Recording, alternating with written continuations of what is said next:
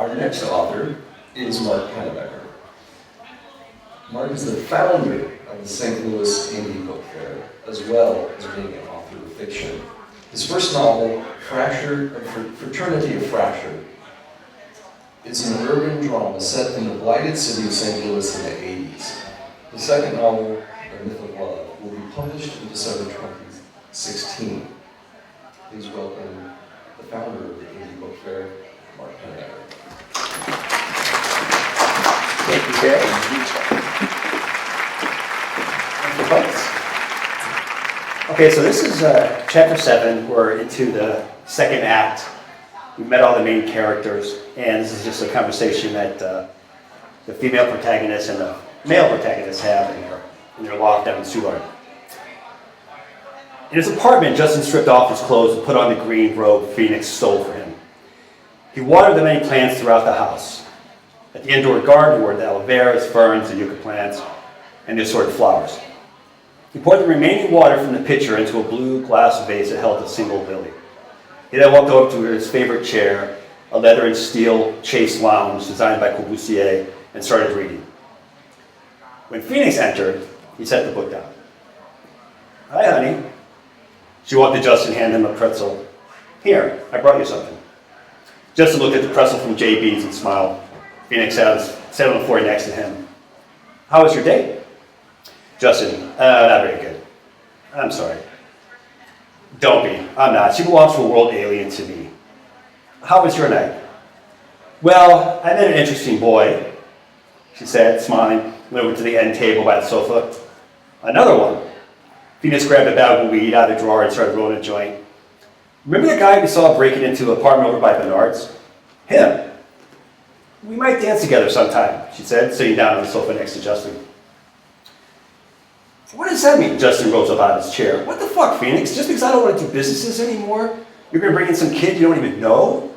He sat next to Phoenix and lit her joint. "Now who's manipulating who?" "Oh, please, will you stop it?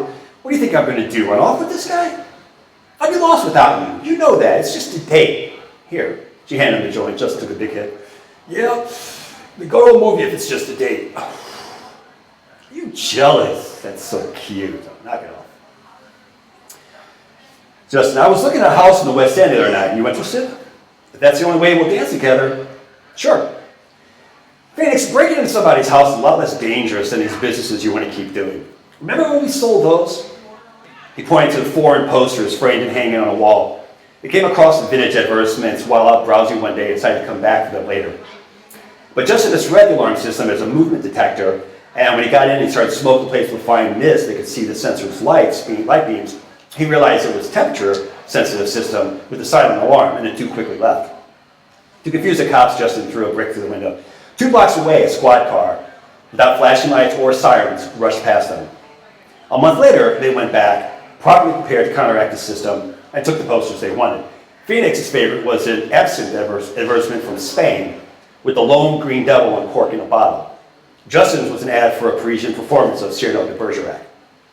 Phoenix looked again at the framed posters on the wall. We came really close that time. Too close. "Oh, come on, Justin. These houses you went to were boring. What do they have? Simple alarms? No alarm at all? What's the challenge in that? Why did you teach me all this stuff? You don't expect me to use it." "I didn't want you to get caught." "I'm not taking the easy road, Justin. There's an art to this, and you know it. Until I get bored or busted, I'm going to keep pushing it.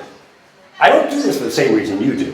"I know why you do it," Justin interrupted and smiled, knowing Phoenix's almost erotic response to dancing where she didn't belong.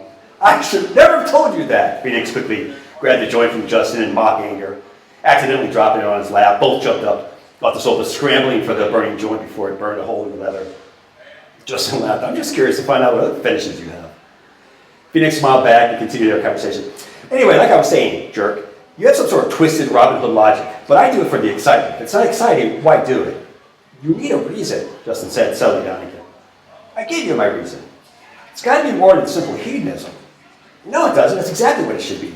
That's why we're here on this planet, to have a good time, and nothing else matters. Not architecture, governments, those posters, children, none of that shit. Nothing matters in this world but have a good time while you're here. If you're not happy now, what do you expect to be? There's more to life than that. There's principles, ideas, morals. I'm not talking about the morals the hypocrites in religion preach. Love your neighbor, but only if he follows your religion. I'm not using the definition of morality that capitalists use. What's right for General Motors is right for America bullshit. I'm talking about a different set of rules that govern people regardless of laws or customs or what they've been taught. What our morals say, our morals may be different, but they're just as valid. Just because we're thieves doesn't mean we're immoral. Breaking the law for the right reason is completely justifiable, especially when it's a nonviolent crime like stealing. And stealing from the wealthy even more so. I have no problem with taking their toys, no problems at all. Because the extreme wealthy are immoral. It's axiomatic. They eat their own. They literally kill their families, their business associates, their friends. For what? For what? Money and power, Phoenix answered. Exactly. Successfully, wealthy businessmen design unsafe cars knowing they'll kill people. They sell their guns, wrapping themselves in the flag. They market deadly products with no regard for human life. Only profit. They have no sense of right, only what's legal.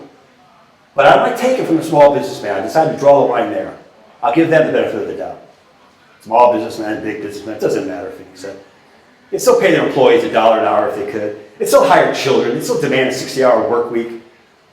They still have company stores. You're giving too much credit, Justin. Yeah, I'm an optimistic sort of guy. Bored and delusional. They both smiled at each other. Phoenix approached Justin and motioned him to slide off the couch and sit on the floor, which he did.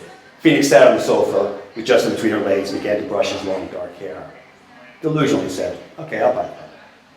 And one more thing. How do you know this guy in the West End isn't one of your small businessmen? He's not, trust me. Besides, even if he is, the only thing I really want in there is his Uzi. And that's James Jefferson.